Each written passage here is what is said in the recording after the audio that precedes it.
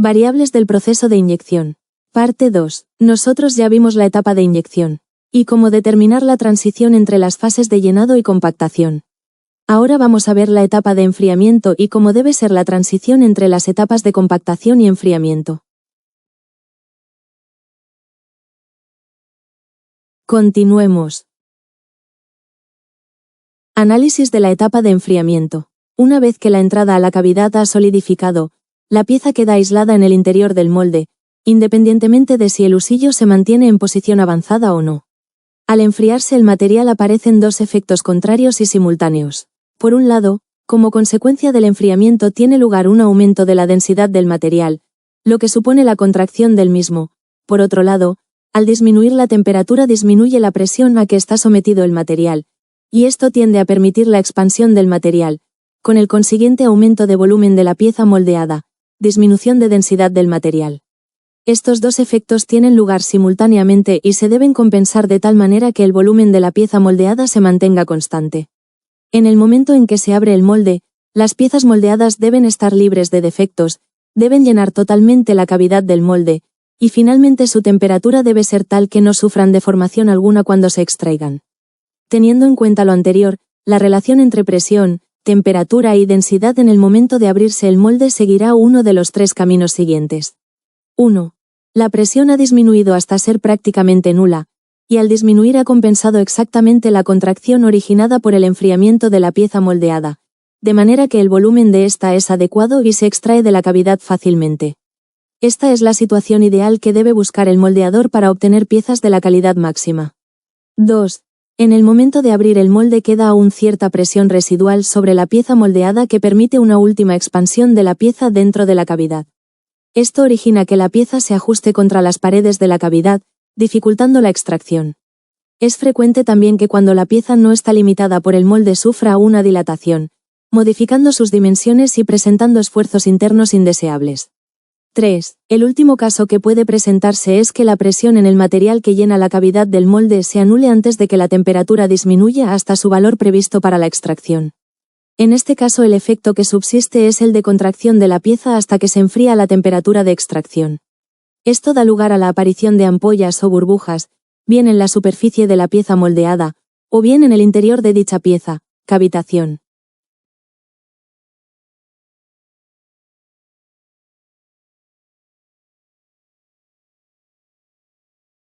La velocidad de enfriamiento y, por tanto, la temperatura del molde, juegan un papel muy importante en esta etapa. Mientras la pieza está enfriándose en el interior del molde, las paredes de la cavidad inhiben las contracciones y deformaciones que pueda sufrir la pieza. Puesto que la pieza no puede deformarse libremente, en su lugar se generan tensiones internas que se acumulan en el seno del material.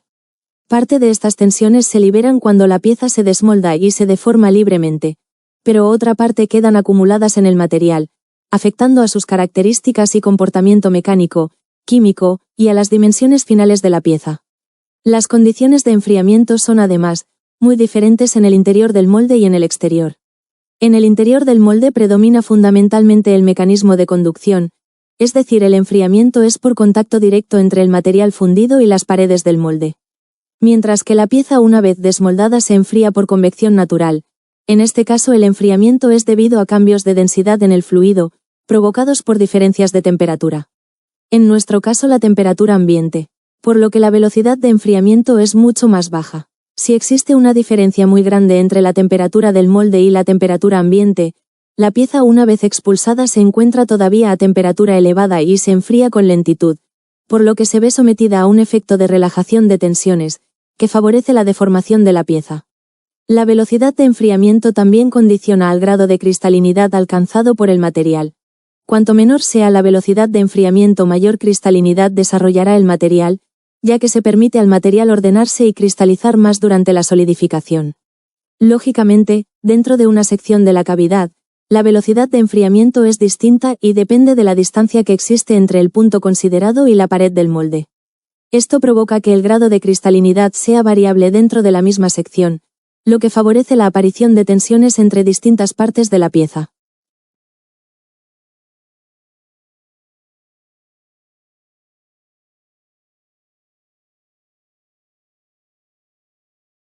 Antes de avanzar con este tema vamos a aclarar algunos conceptos. Densidad, D, es una propiedad intensiva, que relaciona la masa de un cuerpo o sustancia con el volumen que ocupa.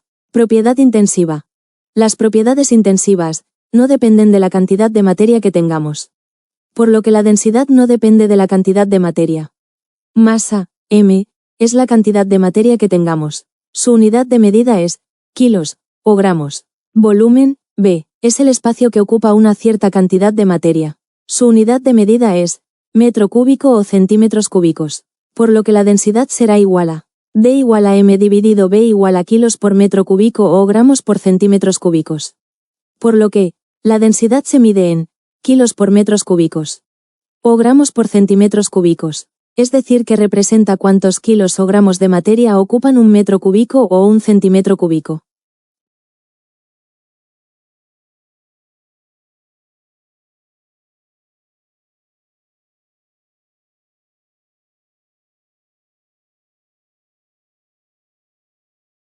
Volumen específico, B, E, es una propiedad intensiva de la materia que mide el volumen ocupado por unidad de masa de un cuerpo. Corresponde a la relación entre el volumen y la masa, por lo que representa el inverso de la densidad. Esto quiere decir que, mientras más denso sea un cuerpo, menor será su volumen específico y viceversa. Por lo que el volumen específico será igual a volumen específico igual a B dividido m igual a metros cúbicos por kilo o centímetros cúbicos por gramo. Por lo que, el volumen específico se mide en metros cúbicos por kilo o centímetros cúbicos por gramo, es decir que representa cuántos metros cúbicos o centímetros cúbicos de material ocupa un kilo o un gramo.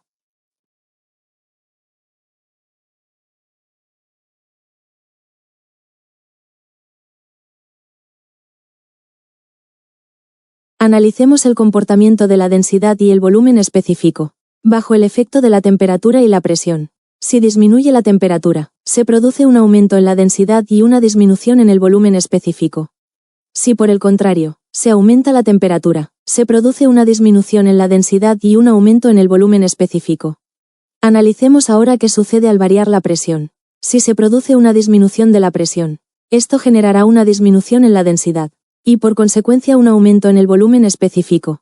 Por último, si aumentamos la presión, esto producirá un aumento en la densidad y una disminución en el volumen específico. Estas son todas las transformaciones que se generarán en el material, por efecto de las variaciones de la temperatura y la presión.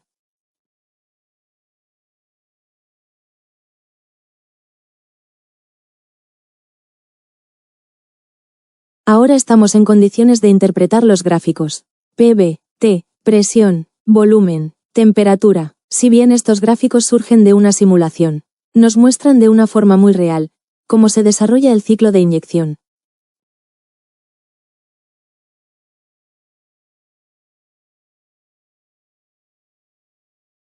Análisis del proceso a partir de curvas PVT.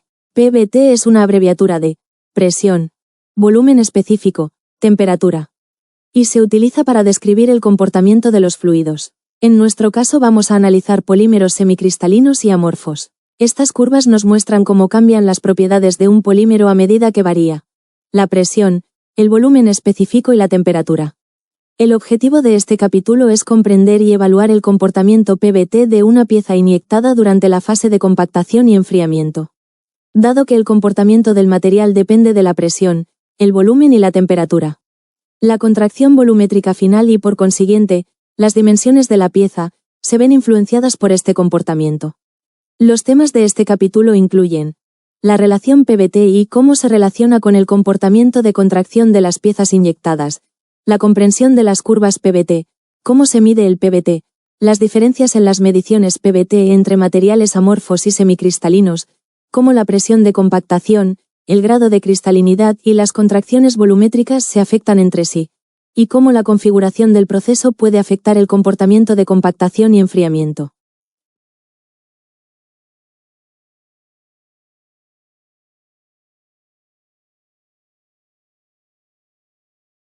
En la figura siguiente, se muestra cómo varía el volumen específico de un polímero amorfo o semicristalino, en función de la temperatura para diferentes presiones, diferencias de presión con la atmosférica. Como es sabido, mientras el material permanece fundido, el volumen específico disminuirá paulatinamente conforme el material se enfría. Cuando el material alcanza la temperatura de cristalización, se produce una disminución muy acentuada del volumen específico, aumento de la densidad, como consecuencia de la cristalización del material. Cuando el proceso de cristalización finaliza, el volumen específico disminuye otra vez progresivamente al enfriarse el material. Al ser los polímeros fundidos muy compresibles, cuanto mayor sea la presión a la que está sometido el material, menor será el volumen específico del mismo. Estas curvas proporcionan información muy valiosa sobre la evolución de las características del material durante el proceso, ya que sobre las mismas se puede trazar el ciclo de inyección desde que el material entra en el interior de la cavidad hasta que se extrae la pieza. Todos los materiales, especialmente los plásticos, reaccionan a los efectos de la temperatura. Al calentarse aumentan su volumen y al enfriarse disminuyen su volumen. Como así también si están sometidos a presiones se comprimen y su volumen disminuye. Pero cuando se elimina la presión se expande y trata de obtener su estado de equilibrio. Son dos procesos diferentes, uno relacionado a la temperatura y el otro a la presión.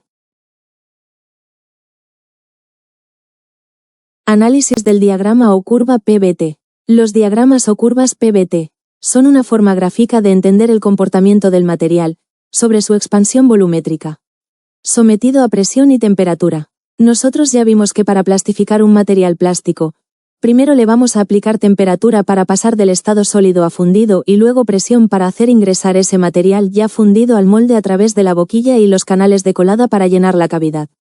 Y muchas veces estos dos efectos van a suceder al mismo tiempo. Ya vimos cómo afectan a las características de la pieza inyectada estas dos variables, presión y temperatura. Y nosotros debemos obtener el ciclo ideal de inyección, que es el ciclo de inyección que permite obtener una pieza con la calidad deseada, dentro de las tolerancias especificadas, en el menor tiempo posible, que se mantenga regular a lo largo del tiempo, con el menor consumo de energía y el menor desgaste de la máquina y el molde. Este curso está basado en mis más de 40 años de convivir con las complicaciones que nos presentan día a día estos polímeros y este proceso de inyección que parece muy sencillo. Pero que sí queremos cumplir con la definición que dimos y recordamos recién. Es imprescindible contar con estos conceptos, porque a las apariencias resulta algo muy sencillo, pero en la práctica aparece el scrap. Piezas no conformes y demás costos ocultos. Por eso, si bien son conceptos genéricos, esto pasa en todos los plásticos de inyección. Yo considero que quien conoce el motivo del problema, es decir, donde se genera sin duda, lo solucionará porque la física, la química y la mecánica, es igual para todo. Los principios se repiten, existe la analogía que es, el razonamiento basado en la existencia de atributos semejantes en seres o cosas diferentes. O sea, es una comparación entre dos elementos distintos que comparten una relación de semejanza. Relacionándolo con algo familiar y se formula comúnmente como, A es a B como C es a D.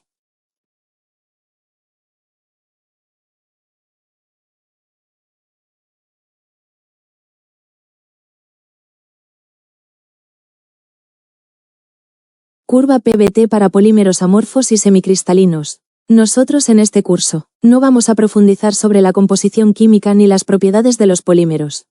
Solo vamos a analizar su comportamiento en el proceso de inyección. Los plásticos amorfos tienen una estructura de cadenas moleculares desorganizadas y aleatorias, lo que los hace transparentes y más fáciles de procesar, mientras que los semicristalinos tienen regiones con cadenas moleculares tanto desordenadas, amorfas, como ordenadas, cristalinas, lo que los vuelve opacos y les confiere mayor resistencia química y térmica.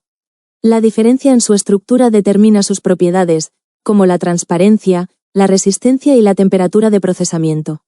Un factor es si el polímero es amorfo o cristalino. Los plásticos cristalinos, o semicristalinos, son polímeros con cadenas moleculares que se organizan en estructuras ordenadas, llamadas cristalitos. Esta estructura les confiere alta rigidez, dureza y resistencia mecánica, aunque generalmente se vuelven opacos o translúcidos debido a la dispersión de la luz. Ejemplos comunes son el polietileno, el polipropileno y la poliamida, nylon. En cambio, los plásticos amorfos son aquellos cuya estructura molecular es desordenada y aleatoria, sin un patrón repetitivo ni orden a largo alcance, lo que los hace transparentes o translúcidos. No tienen un punto de fusión definido, sino que se ablandan gradualmente al calentarse en un rango de temperatura, Temperatura de transición vítrea. Ejemplos comunes son el policarbonato, el poliestireno y el PVC, entre otros. Este curso está orientado a la parte práctica de los principios de lo que pasa en el grupo inyector y cómo se produce la transformación del polímero, para pasar de un simple pellets, que se encuentra en estado sólido, a una pieza con forma definida. Luego de ser transformado su estado de sólido a pastoso o líquido volviendo al estado sólido nuevamente. Pero con una forma y función definida. No es el propósito del curso analizar el origen de los polímeros.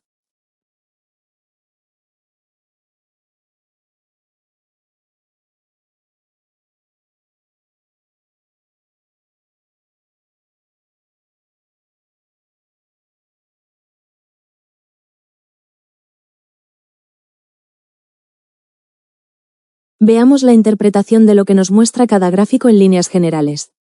La línea negra en ambos gráficos, P igual a 0 MPa, cuyo valor de presión es 0 megapascales, representa cómo se desarrollaría el ciclo de inyección a presión constante, en este caso a presión ambiente. Para interpretar estos gráficos, en el eje horizontal o de las X, se representa la temperatura. En el eje vertical o de las Y, el volumen específico. Y cómo se comportan, si son sometidos las diferentes presiones, dividiéndose para polímeros cristalinos y amorfos. Acá vemos que el principio se cumple en ambos gráficos. Quiere decir que si tenemos analogía, a igual presión, si aumenta la temperatura, aumentes el volumen específico. En el caso de la presión, si aumenta la presión, disminuye el volumen específico.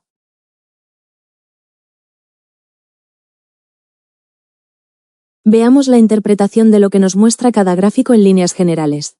La línea negra en ambos gráficos, P igual a 0 MPa, cuyo valor de presión es 0 megapascales, representa cómo se desarrollaría el ciclo de inyección a presión constante, en este caso a presión ambiente. Para interpretar estos gráficos, en el eje horizontal o de las X, se representa la temperatura. En el eje vertical o de las Y, el volumen específico. Y cómo se comportan, si son sometidos a diferentes presiones, dividiéndose para polímeros cristalinos y amorfos. Acá vemos que el principio se cumple en ambos gráficos. Quiere decir que si tenemos analogía, a igual presión, si aumenta la temperatura, aumenta el volumen específico. En el caso de la presión, si aumenta la presión, disminuye el volumen específico.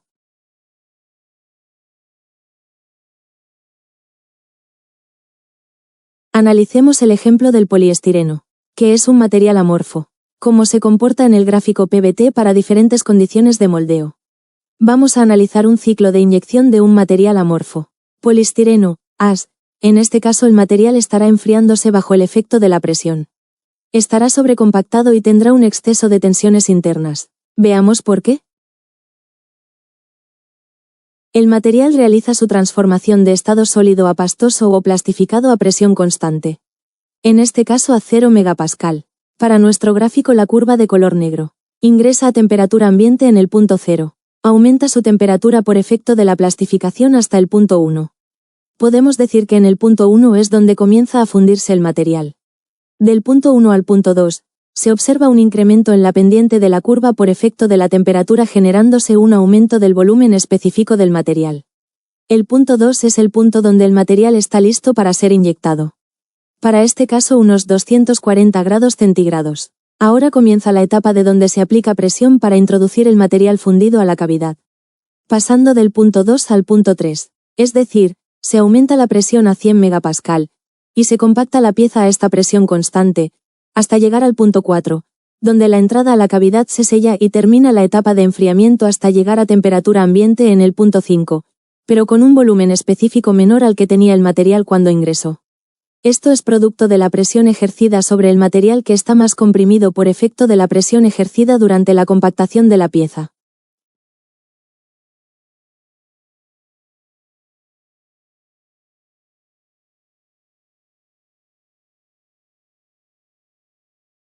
En este caso la presión disminuye en el punto 4, y se termina la compactación disminuyendo la presión en el final de la etapa para lograr el punto 5, acompañando la curva de la presión atmosférica en el enfriamiento de la pieza a menor temperatura. Lo que genera menor tensión interna y una pieza óptima. Es por ello que en los materiales amorfos no se debe producir la compactación a presión constante. sino que se debe acompañar la fase de compactación con una disminución gradual de la presión para evitar tensiones internas en la pieza.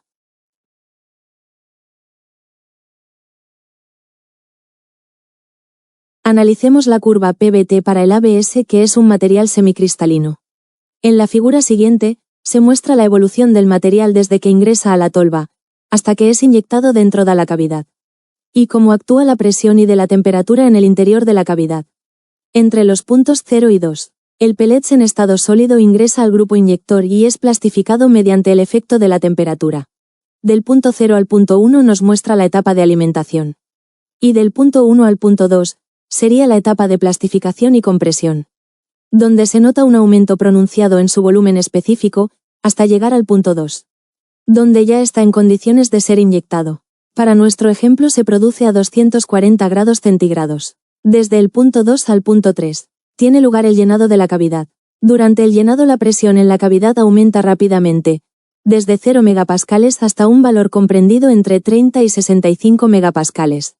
Mientras que el material apenas se enfría. Durante la fase de compactación, puntos 3 a 4, la presión en el interior del molde prácticamente no varía puesto que el husillo permanece en posición avanzada introduciendo material para compensar la contracción, de modo que el material todavía en estado fundido evoluciona por una isoentálpica mientras se enfría. Entre los puntos 4 y 5 el material cristaliza, mientras continúa la fase de compactación, pero a una presión menor. Una vez que el material solidifica, punto 5, el husillo de inyección puede retroceder, puesto que la entrada a la cavidad queda cerrada. A partir de este momento el material queda aislado en el interior del molde mientras continúa enfriándose. Simultáneamente disminuye la presión a que está sometido, consecuencia lógica de la disminución de la temperatura, por lo que el material evoluciona desde el punto 5 al punto 0. Una vez que la presión se ha igualado a la presión atmosférica, y que el material se encuentra suficientemente frío, se puede desmoldear la pieza sin riesgo de que se deforme.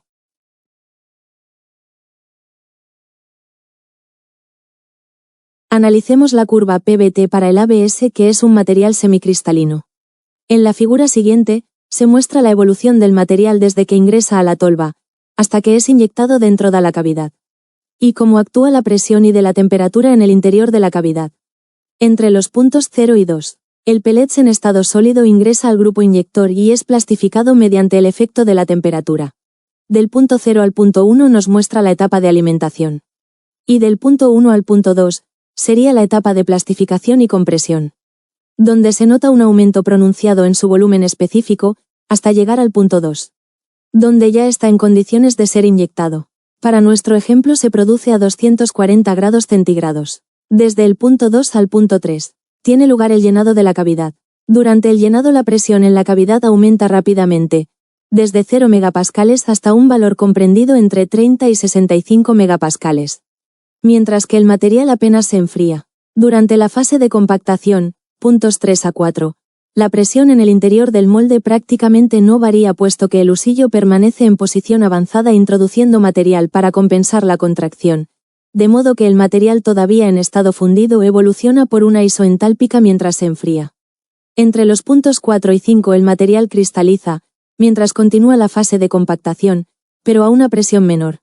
Una vez que el material solidifica, punto 5, el husillo de inyección puede retroceder, puesto que la entrada a la cavidad queda cerrada.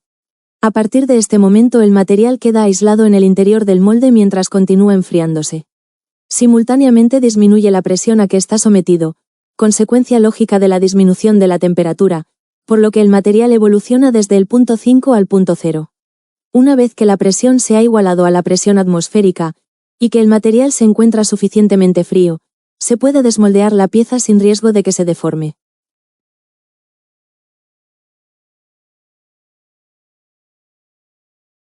Veamos otro caso. Sobre los diagramas PVT es fácil comprobar la influencia de parámetros tales como la temperatura de inyección, presión de compactación, tiempo de compactación y temperatura del molde.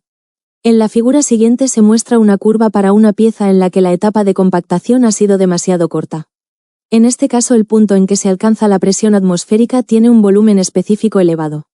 La contracción que sufre el material es función de la diferencia de volúmenes específicos entre el punto en el que se alcanza la presión atmosférica, punto 5, y el punto en el que la pieza alcanza la temperatura ambiente, punto cero. En este caso la contracción se verá notablemente acentuada, y la pieza presentará burbujas internas. Para materiales semicristalinos, a diferencia de los materiales amorfos, el enfriamiento de la pieza debe realizarse bajo los efectos de la presión.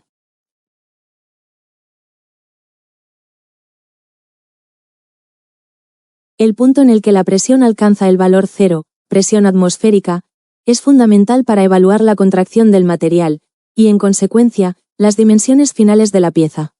La calidad de la pieza será óptima cuando se obtenga la mínima diferencia entre el valor del volumen específico en el momento en el que la temperatura se iguala a la del molde y la presión se iguala a la atmosférica. La evolución mostrada en la figura anterior es adecuada, ya que la simultaneidad entre la disminución de la temperatura y la caída de presión da como resultado un volumen específico adecuado a temperatura ambiente.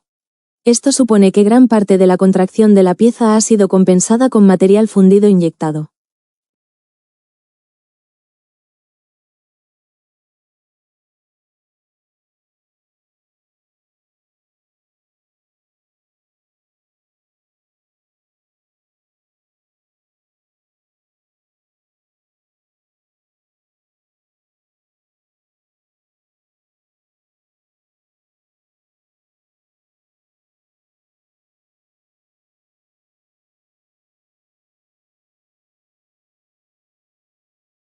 Capítulo 6. Variables del proceso de inyección.